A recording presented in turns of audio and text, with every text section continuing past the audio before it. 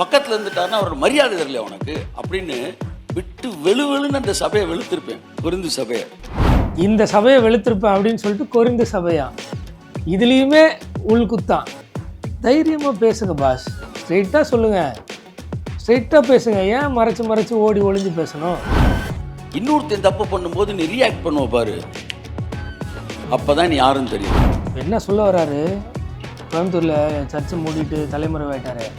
அவர் தப்பு பண்ணும்போது நீ என்ன ரியாக்ட் பண்ணியோ அதை வச்சு தான் நீ யாருன்னு தெரியும். சரி, இவர் என்ன ரியாக்ட் பண்ணணும்னு சொல்கிறாருன்னு பாருங்களேன். கிருபையில் இருந்திருந்தா குரல் கொடுத்துருக்கணுன்றீங்கல்ல. எங்கள் கேள்வி, பாதிக்கப்பட்ட பெண்கள் சார்பாக குரல் கொடுத்துருக்கணுமா, இல்லை பாதிப்பை ஏற்படுத்தின போதகர் சார்பாக குரல் கொடுத்துருக்கணுமா?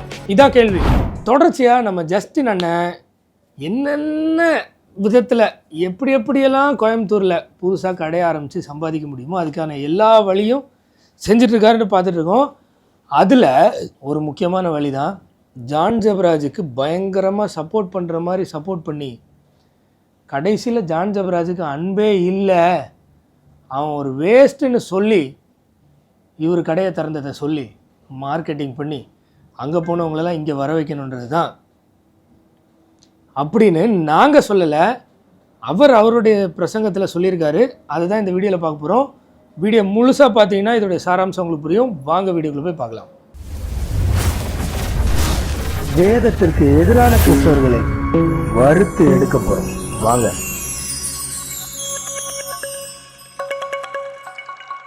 நான் ஏன் கோயம்புத்தூர் ஓடி போனேன்னா, I know the pain of the people who miss their leader. இவர் கோயம்புத்தூருக்கு ஏன் ஓடி போனார்னா, லீடரை மிஸ் பண்ணுறவங்களுடைய பெயின் இவருக்கு தெரியுமா. அங்கே லீடரை மிஸ் பண்ணுறது யார்? ஜான் ஜெபராஜோடைய சர்ச்சு மூடி இருக்குது. ஸோ ஜான் ஜெபராஜ் ஏற்கனவே இருந்த லீடரு, அந்த லீடரை மிஸ் பண்ணுறவங்களுடைய பெயின் இவருக்கு தெரியும். அப்போ லீடரை மிஸ் பண்ணுறவங்களுடைய பெயின் உங்களுக்கு தெரியும்னா, எங்களுடைய கேள்வி என்னென்னா, கிங்ஸ் ஜென்ரேஷன் சர்ச்சை ஓப்பன் பண்ணி நீங்கள் லீடராக இருக்க வேண்டியது தானே. டிஜேவோடைய பிரான்ச்சு தான் அங்கே வரணும்னு தனியாக ஒன்று ஆரம்பிக்க வேண்டிய அவசியம் என்ன? அதுவும் ஆரம்பித்து லீடரை மிஸ் பண்ணுறவங்களோட வழி எனக்கு தெரியும், அதனால நான் ஓடுனேன்னு சொல்லி அந்த ஆட்கள்லாம் இங்கே வரணும்னு உங்களுடைய நோக்கமாக இருக்கிறது என்ன? ஒரு தலைவனை இழப்பது என்பது வாழ்க்கையில் உன் கண்ணை இழப்பது போன்றது, மறந்து விடாதே. எதுவும் அருகில் இருக்கிறபடினால் அசட்டையாய் நினைக்காதே. நான் ஏதை சொல்கிறேன்னு தெரில, எனக்கு தெரியாமலே நிறைய நேரம் நான் ப்ராஃபஸி சொல்லியிருக்கிறேன். இவருக்கு தெரியாமலே இவர் ப்ராஃபஸியாக இதை சொல்கிறாராமா. ஏதோ வந்து உட்கார்றது அவருக்கு செய்கிற நல்ல காரியம் நினைக்காத, ஏதோ அவருக்கு உபகாரம் பண்ணுறோம் அப்படின்னு நினச்சலாம் வராத. நீ வந்து அமர்வது உனக்கும் உன் பிள்ளைகளுக்கும் ஆசீர்வாதம் என்பதை மறந்து போகாது. அது எப்படிப்பா? வாட்ச்மேனை கூட கொடுக்க வச்சுருவேன். பணம் பணம் பணம் கொடுத்தா தான் அவன் விசுவாசிக்கிறான்னு அடையாளம், பணம் கொடுத்தா தான் அவன் என்னை நேசிக்கிறான்னு அடையாளம்னு பேசி பேசி பேசி பணத்தை பிடுங்கிட்டு, அதே மக்களை, எந்த மக்கள்கிட்டருந்து பணத்தை கறந்தீங்களோ அந்த மக்களை பார்த்து நீ வந்து உட்காருறது அவருக்கு நல்லதுன்னு யாரையோ ஒருத்தரை கை காட்டி நல்லதுன்னு நினைக்காத, உனக்கும் உன் பிள்ளைக்கும் நல்லதுன்னு சொல்கிறீங்களே, எப்படி இது? நீங்கள் யோசித்து எப்படிலாம் லவ் வந்து இங்கே கூட இருக்குது இங்கே குறைச்சிருக்குலாம் பேசலாமா? Coimbatore I feel the love. So இன்றைக்கி தான் புதுசாக போயிட்டு வந்திருக்காரு, கூட்டத்தை பார்த்துட்டார். சார் உங்களுக்கு தெரியும், கூட்டத்தை நான் பார்த்துருக்கிறேன். இப்போது மதுரை சர்ச்சில் சொல்கிறார், கோயம்புத்தூரில் லவ் கூட இருந்து தான் இங்கே கம்மியாக இருந்து தான். அதாவது கோயம்புத்தூரில் நிறைய கொடுத்துட்டாங்களாம், இங்கே கம்மியாக கொடுத்துட்டாங்களாம். இதை பற்றியும் தெளிவாக டீட்டெயிலாக இன்னொரு வீடியோ வரும், சரியா? இப்போது இந்த வீடியோவில் எப்படி மார்க்கெட்டிங் பண்ணுறதுக்கு ஜான் ஜெபராஜை உயர்த்தி கடைசியில் ஜான் ஜெபராஜை குத்தி கிழிக்கிறாருன்னு தொடர்ந்து பாருங்கள். எதிலே நீங்கள் குறைவாக இருந்தீர்கள், என்னை பெருமை பாராட்ட வைக்காதிருங்கள். சே, எனக்கெல்லாம் ஒரு சவுக்கு கிடைச்சா கொஞ்சம் உட்காருங்க, இப்போ நீங்கள் உட்காருங்க, நான் பார்த்துக்கிறேன்னு சொல்லி அந்த பயல்களை கதவை போட்டுறான்னு சொல்லி வெளுன்னு வெளுத்திருப்பேன். யாரா அவர்? யாருன்னு தெரியுமாடா? ஏண்டா அவர் யாருன்னு தெரியுமாடா? திருட்டு பயல்களா? திருட்டு பயல்களா? யார்? இவர் ஊழியரில் இந்த விசுவாசிகள்லாம் திருட்டு பயலுங்க. பவுலுக்கு சப்போர்ட் பண்ணுற மாதிரி இப்போ அண்ணன் மறைமுகமாக யாருக்கு சப்போர்ட் பண்ணியிருக்காரு தெரியும் தானே? பக்கத்தில் இருந்துட்டாருன்னா அவரோட மரியாதை தெரியல உனக்கு அப்படின்னு விட்டு வெளுன்னு அந்த சபையை வெளுத்திருப்பேன், கொரிந்து சபையை. இந்த சபையை வெளுத்திருப்பேன் அப்படின்னு சொல்லிட்டு கொரிந்து சபையா, இதுலேயுமே உள்குத்தான். தைரியமாக பேசுங்க பாஸ், ஸ்ட்ரெயிட்டாக சொல்லுங்கள், ஸ்ட்ரெயிட்டாக பேசுங்க. ஏன் மறைச்சு மறைச்சு ஓடி ஒளிஞ்சு பேசணும்? எப்படியா இருந்தாலும் உங்கள் குட்டு வெளியில் வரதானே செய்யுது. இப்போ இருக்கிற என் தம்பிகளுக்கே நான் இப்படி வந்து நிற்கிறேன்னா அப்போ நான் வந்து எப்படி இருந்திருப்பேன்? தம்பிகளுக்கே வா. ஜான் ஜெபராஜ் ஒரு தம்பி ஏதோ சேட்டை பண்ணி தலைமறைவாக இருக்காருன்னு சொல்கிறாங்க. இன்னும் பல தம்பிகள் வேறையா? நாடு தாங்காதப்பா. நான் I am well balance in emotions. ஒரு எமோஷனை வெளியே கொண்டு வரும்னா கூட ஆவியானவர்கிட்ட கேட்டுட்டு தான் கொண்டு வருவேன். ஏன்னா அது ஒரு மெசேஜாக இருக்கணும். ஏற்கனவே ஒரு பதிவில் இவர் பெண்களை எவ்வளோ இழி சொற்களாக பயன்படுத்தி திட்டினாரு அப்படின்னு சொல்லி வீடியோ பார்த்தோம். இப்போ இந்த வீடியோவில் என்ன சொல்கிறாரு, எமோஷன்ஸில் அவ்வளோ பேலன்ஸ்டாக இருப்பேன், ஆவியானவர்கிட்ட கேட்டுட்டு தான் பேசுவோம், அதில் ஒரு மெசேஜ் போகணுன்றாரு. அப்போது ஆவியானவர்கிட்ட கேட்டு தான் அந்த வார்த்தைகளெல்லாம் சொல்லி திட்டினீங்களா? ரொம்ப பேலன்ஸ்டாக இருந்தீங்களா உங்களோட எமோஷன்ஸில்? இப்போ இதுதான் பேலன்ஸ்னா, அப்போ பேலன்ஸ் இல்லைன்னா?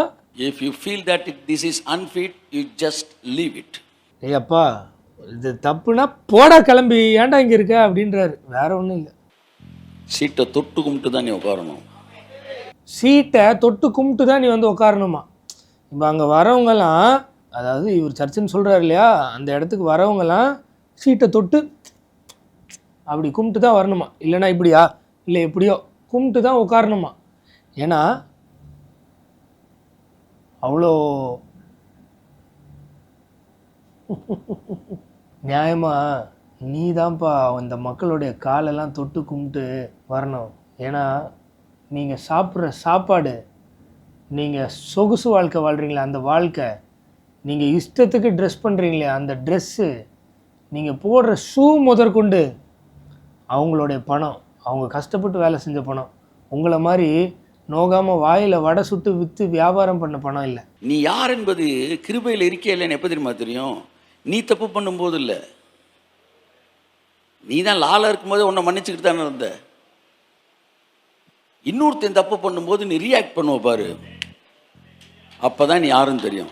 இன்னொருத்தன் தப்பு பண்ணும்போது நீ ரியாக்ட் பண்ணுவல, அப்போ தான் நீ யாருன்னு தெரியுமா? இப்போ என்ன சொல்ல வராரு, கோயம்புத்தூரில் சர்ச்சு மூடிட்டு தலைமறைவாயிட்டாரு, அவர் தப்பு பண்ணும்போது நீ என்ன ரியாக்ட் பண்ணியோ அதை வச்சு தான் நீ யாருன்னு தெரியும்னு. சரி, இவர் என்ன ரியாக்ட் பண்ணணும்னு சொல்கிறாருன்னு பாருங்களேன். நாங்கள் ஒன்றுமே பேசலை, நீ ஒன்றுமே பேசலைன்றப்பே பொண்ணுக்கிட்டு வெளியே வந்துடும். ஏன் தெரியுமா? நீ ஒன்றுமே பேசாததே நீ லால இருக்கன்னு அர்த்தம். இந்நேரம் நீ குரல் கொடுத்திருக்க வேண்டும். ஜஸ்டின் அவர்களே, எங்களுக்கு ஒரு சின்ன கேள்வி என்னென்னா, இப்போது ஜான் ஜெபராஜ் மேலே இருக்கிற குற்றச்சாட்டு உண்மையோ பொய்யோ, சரியா, அது அவங்களுக்கு தான் வெளிச்சம். ஆனால் பரவலாக எல்லாரும் சொல்கிறது அவர் பெண்கள் விஷயத்தில் ஏதோ தவறு செஞ்சிட்டார், அவங்க ஒய்ஃப் வந்து அவங்களோட இல்லை அப்படின்னு சொல்லி ஒரு இஷ்யூ ஓடிக்கிட்டு இருக்கு. பயங்கரமாக பேசிகிட்டே இருக்காங்க, பேச பொருளாக எல்லாரும் பேசிட்டாங்க. எங்கள் கேள்வி என்னென்னா, லால இருந்தால் குரல் கொடுக்க மாட்டாங்க, அமைதியாக இருக்கிறதே தப்பு, கிருபையில் இருந்திருந்தால் குரல் கொடுத்துருக்கணுன்றீங்கள. எங்கள் கேள்வி, பாதிக்கப்பட்ட பெண்கள் சார்பாக குரல் கொடுத்துருக்கணுமா, இல்லை பாதிப்பை ஏற்படுத்தின போதகர் சார்பாக குரல் கொடுத்துருக்கணுமா? இதான் கேள்வி. சொல்லுங்கள் பாஸ், சொல்ல முடியுமா?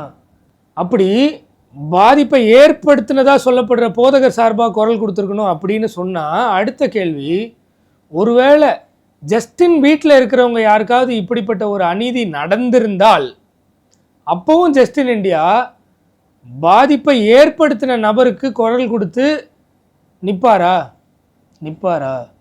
அப்போ ஊழியக்காரர்கள்னால் பாதிப்பையே ஏற்படுத்தினாலும் அவங்க சைடில் குரல் கொடுக்கணும், விசுவாசிகள்னால் பாதிப்பே ஏற்பட்டிருந்தாலும் வாயை மூடிட்டு இருக்கணும்னா எவ்வளோ பெரிய ஏற்றத்தாழ்வு, கொடுமை நடந்துட்டுருக்கு, அநீதி நடந்துட்டுருக்கு இன்றைக்கி இல்லையா? ஜாதிய வன்கொடுமையெல்லாம் தாண்டி இது மிகப்பெரிய கொடுமை இல்லையா? கிருபை எங்கே வருகிறதோ அங்கே அன்பின் இடத்துல அது இணைக்கிறது. அன்பு இல்லையா உனக்கு? தப்பு ஒருத்தன் பண்ணா அவன் தண்டிக்கப்படும் நினைக்கிறியா? சத்தியமாக சூடத்தை ஏற்றி சத்தியம் பண்ணிட்டு, நான் ஒரு கிருபை பிரசங்கி கிடையாது, நான் வந்து ஒரு நியாயப்பிரமாண பிரசங்கியிலும் மோசமான பிரசங்கி என்று சொல்லிவிட்டு ஒதுங்கி கொள்ளுங்கள். மக்களை எல்லாம் கேட்டிங்களா? ஒரு நபர் தப்பு பண்ணியிருந்தாலும் அவருக்கு எதுவும் சொல்லக்கூடாதான், பாதிக்கப்பட்டவங்களுக்கு நியாயம் கிடைக்கக்கூடாதான், பாதிப்பை ஏற்படுத்தின நபருக்கு பரவாயில்லன்னு விட்டுணுமா? அப்படி இல்லைன்னா நீங்கள்லாம் கேவலமான நியாயப்பிரமாண பிரசங்கிகளோட கேவலமானவர்கள்னு ஜஸ்டின் சொல்கிறார். எதன் அடிப்படையிலன்னு ஒருவேளை இன்றைக்கி ஜஸ்டினை சப்போர்ட் பண்ணி கையை தட்டலாம், நாளைக்கு உங்கள் குடும்பத்துக்கே ஒரு பாதிப்பு வரும்போது ஃபீல் பண்ணுவீங்க. ரொம்ப கடுமையான வேதனையாக இருக்கும். அதனால் இன்றைக்கே சுதாரித்து ஏசப்பா என்னை மன்னிச்சிருங்கன்னு சொல்லி நியாயமான குரலை கொடுத்து இவங்களுக்கு எதிர்த்து நின்னீங்கன்னா நீங்கள் மட்டும் இல்லை, உங்கள் ஃபேமிலி, உங்களை சுற்றி இருக்க நபர்கள் எத்தனையோ பேர் தப்பிச்சிருவாங்க பாதிக்கப்படாமல். சரி, இவ்வளோ தூரம் ஜஸ்டின் ஜான் ஜெபராஜுக்கு சப்போர்ட் பண்ணி பேசினதை பற்றி பார்த்தோம். நான் வீடியோ ஸ்டார்டிங்லேயே சொன்னேன், எப்படி சப்போர்ட் பண்ணுற மாதிரி சப்போர்ட் பண்ணி எப்படி நெஞ்சில் குத்துவாருன்னு நம்ம பார்க்கலான்னு சொல்லியிருந்தேன் இல்லையா? அந்த ஜான் ஜெபராஜுடைய தவறை, அதாவது ரொம்ப மோசமான செயலை பயங்கரமாக சுட்டி காட்டு கிழிச்சிருந்த தருணத்தை நாளைக்கு வீடியோவில் பார்க்கலாம்.